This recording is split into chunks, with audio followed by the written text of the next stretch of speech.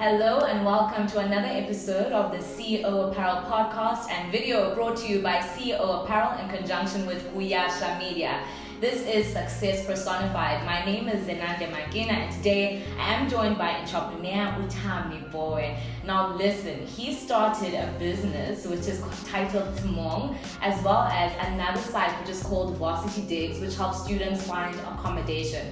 But not only that, he's a former student leader as well as a former debater, but also a current Gauteng School's debating coach. But most importantly, and he says that it's number one, he is a father as well as a husband. Hello, husband, father. Okay, husband, father. So which is most important? No, because I found him later. Maru came later in the picture. I love that. Yeah, so I love that. Comes first. Number one, I love that. And that's next time we have to have like a chat on relationships and family, okay, but that's not what this is about. Today we're talking about entrepreneurship. Yeah. Now you have a passion of using your debating as well as your leadership in business. How did that come about? So, I mean, like, way before we even conceived Tshimong to be a business, we were debaters, right? I was a debater since I was in grade 9. And just to give you just a quick journey of mine as far as that is concerned. Nigila go around Fontaine High School, school far the West Rand. But what put us on the map as a school was debating. And I was a debater since I was in grade 9, and like, you know, throughout my debating journey in high school, there were a couple of things that I discovered about myself that were coming about as a result of my debating. One was my ability to think critically about issues, right? It was very easy for me to look at a specific status quo scenario, analyze it, break it down for myself, and have an informed opinion. Secondly, you know, as far as like presentation and public speaking skills is concerned, it also improved that. So like my confidence on stage became so much more robust. But the most important tool that like debating taught me that I just in hindsight I'm thinking about now is the ability to mobilize people around your views. Because like, and I say this all the time, debating is the only platform where a 15-year-old, 14-year-old kid would have the undivided attention of adults for at least 7 minutes. That's crazy. That never happens. And what that young person is doing in that moment is that they are mobilizing those 3 people around their views, their convictions, their ideas, their arguments, and all those kinds of things. And that translates itself so much in leadership and in business as well. Let's start with leadership, for example. So, you know, still in high school, you know, I wanted to be on the RCL, it's like SRC, and I ended up becoming chairman of RCL. And I attest that to debating, because a huge part of what made me popular to get me into that position was the fact that I could mobilize people around my ideas. As to how I can make RHS a better environment for them as students. And all of that premium had accumulated itself grade 9, grade 10, grade 11, matric, right? Through debating. Every single time I was in a debating room, I feel like I was practicing how to become a good leader. But I found much later in my university career is that every time I was in the debate room, even in varsity, I was even practicing how to become an entrepreneur. Okay, on that point now, can you start us off with, do you think that leadership and debating are synonymous, as well as taking it to leadership and entrepreneurship being synonymous? I don't think they're synonymous per se. Okay. I think debating is a means towards leadership.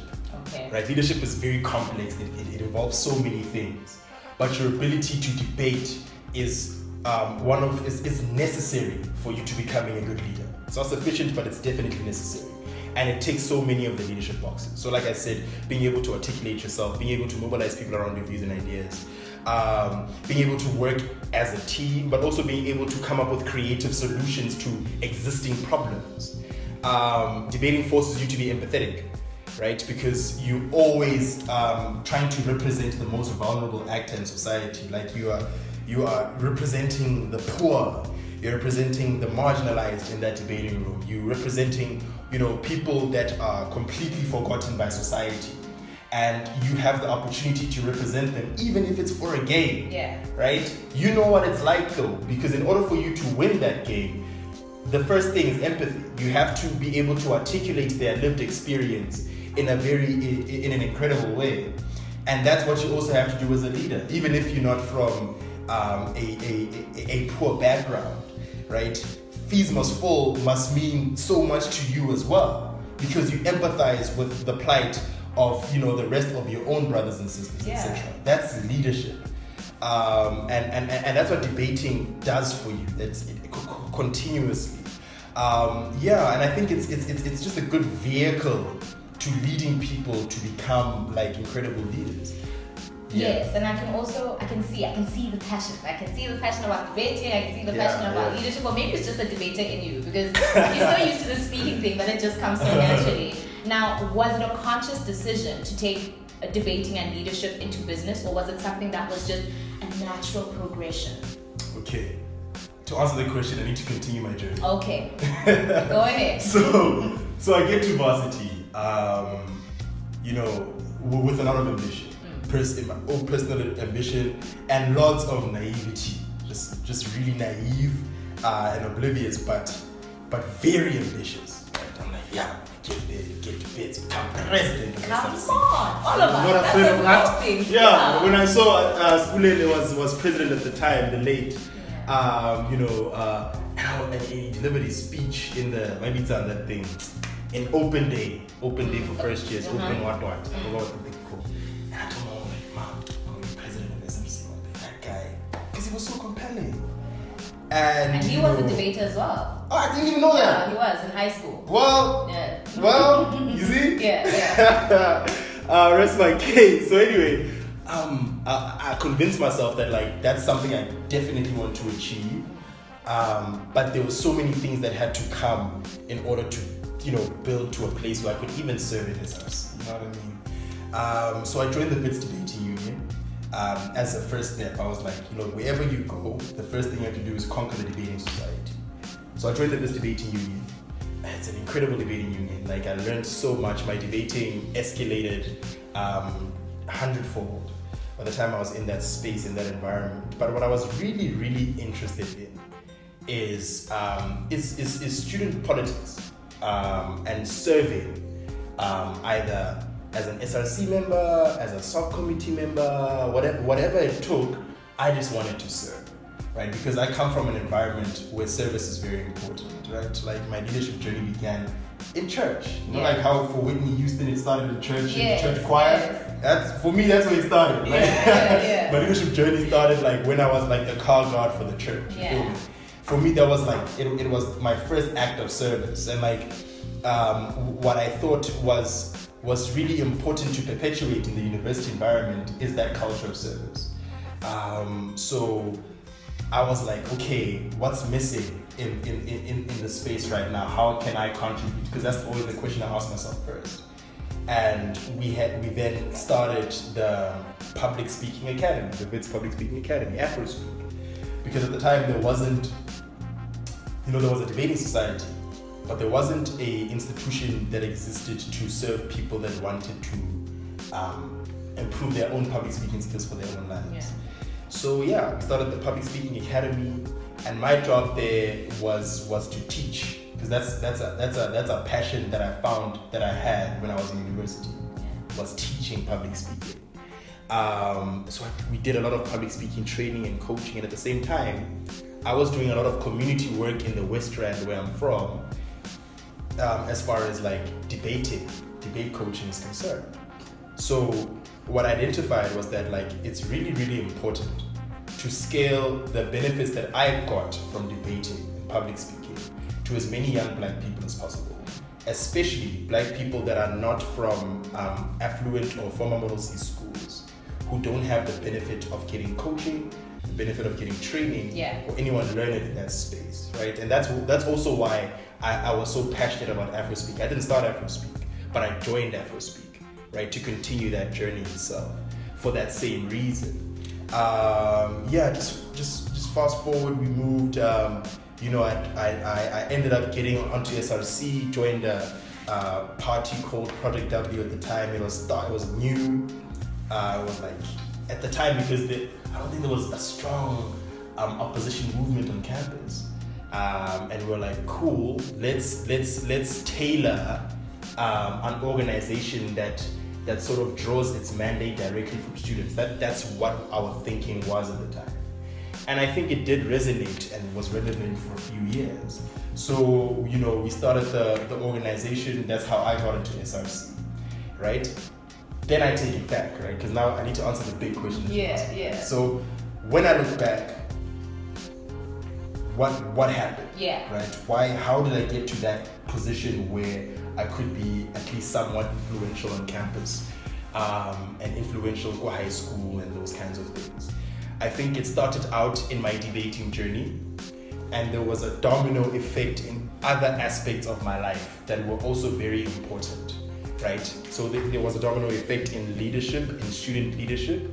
There was a domino effect in my ability to start new organizations, right? Because again, debating, you're simulating yourself in an environment where you have to solve a problem. Yes. And usually that means that you come up with a creative solution, right? So being part of the founding team of AfroSpeak or the Western Debate Association, was us solving a problem and coming up with a solution, right? So it comes from that as well. Me actually ascending into SRC, being able to, woo my way into that space and just mobilize as many people as possible around what I believed in, and them voting for me to be in SRC.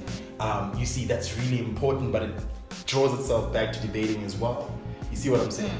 And by the time we started Tshimong, I was basically, I had just done one day leader, in fact, and that was an excruciating experience. So why do you say that? Geez, man, like, reality shows are hard, man. Yeah. Like, we underestimate that. Like, you watch these guys on Idols and like on Project Runway and stuff, and we think, oh man, I can do that. It's not easy, because like you are concocted in an environment where you have to produce content, and like now, all the time, under pressure. So it's dope. I learned so much from it, right? Like, but it takes a lot from you. So I just come from off the back of that thing, and I was like, what now? I wasn't entirely happy with my degree even. I was like, let's start Tshimong. I'll talk about that a bit later. All right. And our aim was to scale the experiences that we had to as many black kids as possible across Africa, right? This journey, because I'm not the only person who's a debating success story. There are plenty of people that I know that are really, really influential in their own personal spaces and their own environments as a result of what they were achieving in debating. And I'm like, we need to decentralize this activity from all these elite schools that it finds itself in. We need to decentralize it and take it to as many young black kids as possible. But most importantly, not a black kid will pay for it. That's it. No child is gonna pay for that thing. Like, we don't care, for a child to come up with their own money and join a debating club. Someone else must pay for that. And what we'll do is that we'll use our own personal persuasive skills to mobilize funding towards these communities through debating. That's what we're going to do. And that's how the business model is going to run. See, so it became such an interesting business model where the end user isn't paying, but we get in partnership with social partners, with corporates, with government institutions, NGOs that have at their core mandate impacting the community. Yes, but how do you approach these people, and what do you say to these people when you're like, this is what we want to do, and this is who we want to help? So a couple of things. So like it depends on who the person is. Okay. Right. So let's deal with a client. So the Nelson Mandela Foundation. Nelson Mandela Foundation is an incredible organization that is there to sort of further the legacy of Nelson Mandela. So the reason why his legacy, I think, has stayed so relevant is because of that organization. That's their mandate. And what they need to do then is that they need to drive the conversation around his legacy to as many people as possible, to young people, old people, etc., etc. They've been doing that in varying ways. We're like, okay, cool. We can actually decipher the life of Nelson Mandela into our own little curriculum, right? And we can teach that life through debating, where the different debate motions themselves talk about different contentious issues around the legacy of Mandela. It's important to be able to interrogate, right? We don't teach by dictating things, right? We are debaters. We teach by actually conversing, debating, looking at things very critically. And we ourselves will do the work on educating these people on the context of Mandela the activist, the context of Mandela the governor when he was president, and the context of Mandela the philanthropist when he opened the foundation. Same with Constitution Hill, another partner. Their mandate is to spread constitutional literacy across the country. That's their mandate. We're like, here is a didactic tool that we have that is different from any other teaching tool that exists, right? It's debating. We putting kids in an environment where we are polarizing them and they have to solve a problem. And that problem is constitutional necessarily. And we come up with constitutional motions. And we take it upon ourselves to teach the Constitution, constitutionalism, and all those principles. And we recruit people that will teach also along with us. Yes. And we kickstart the debating competition. And invariably there's so many things that you learn in that environment. Like, we create an energy that is not only conducive to an incredible amount of learning and debating and competition, but we create an energy that's conducive for leadership, as a result of the kind of things that we talk about. I love that. Now, I think the one thing that I'm going to take away from this is the fact that when you're going out trying to get funding or trying to get people to go along with you, is you need to make sure that you understand what the objectives of the NGOs or the corporates that you're going to. You need to understand what they're about, and you also need to understand what you're going to do to ensure that they benefit from whatever it is that it's a transaction. Doing. Yeah. At the end of the day, it's a transaction. I'm selling, so it's as good as selling bread. Like when the Geico type shop is selling bread to you. It's a transaction. You gave him money, you got the bread, right? And it's the same thing. That's how we approach it. That's how you run business with our kind of business model, right?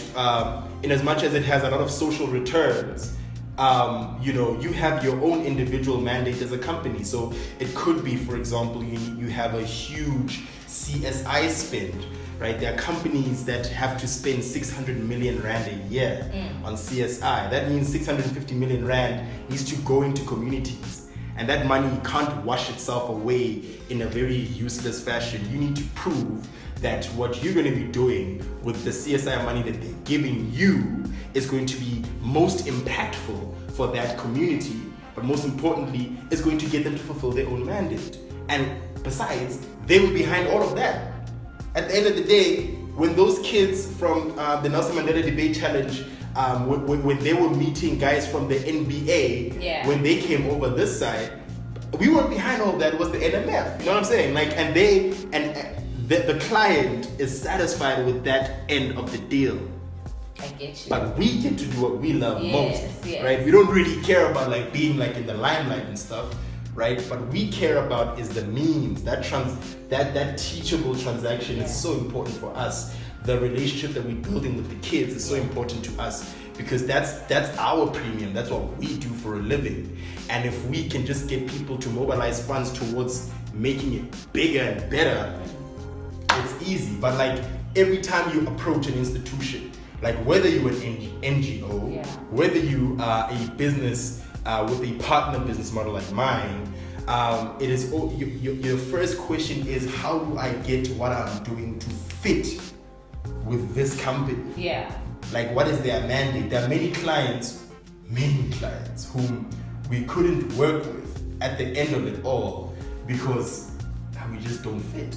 Right? Okay. Some clients will just have a different mandate. Some clients are just like, hey man, I just want to teach math and science. I actually don't care. I hear you. Now, let's talk about scaling. I'm sure there's so many kids who see this project and want to be a part of it. And I'm sure that you guys also want to help so many. But how do you figure that out in terms of the number of kids that you can help, the people on your team who can, make that happen, and the funders or the clients that you have behind you? So there are many aspects when it comes to scale. Okay. So I'll speak about my own individual business, and then I'll try to apply it in general. Okay. Right. So what scaling looks like for us is making projects bigger. Okay. And including more kids in the project.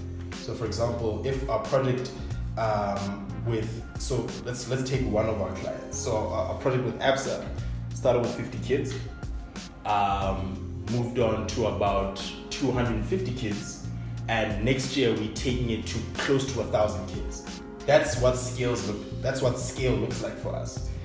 You have to start small, and you have to execute very well in a controlled environment that you understand, with lessons that you can take away very easily and implement very easily, and then you know what to do when it comes to increasing your capacity. Okay, now it means that I need to get someone to be a project manager for this. Now it means I need to do this, so that by the time you do the project, you make it bigger, you've controlled the process, right? You don't wanna come and, like, for example with ABSA, we came to them and said, we'll do it national, and we had no capacity. And they literally told us straight up, like, hey, look, we're not gonna kill your business, right? Because we'd rather take it incrementally. We were like, but like, we actually got to learn ourselves that was actually such an important thing for us to learn. That we need to start small and just extend the program itself, and you control your own growth. That's the thing with scale, is that you need to manage your growth as far and wide as possible.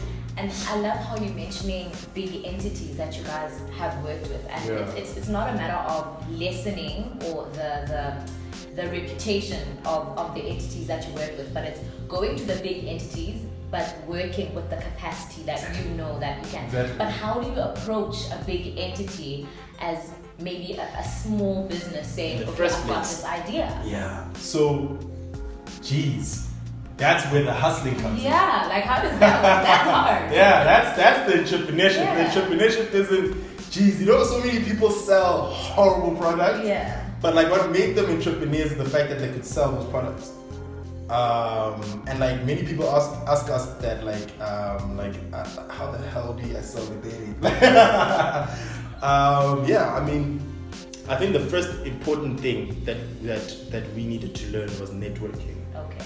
I can't emphasize, and it sounds like such a boring cliche.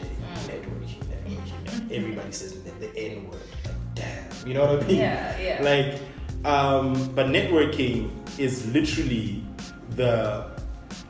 how do I put it? Like, the difference between you making a sale and you not making a sale at all.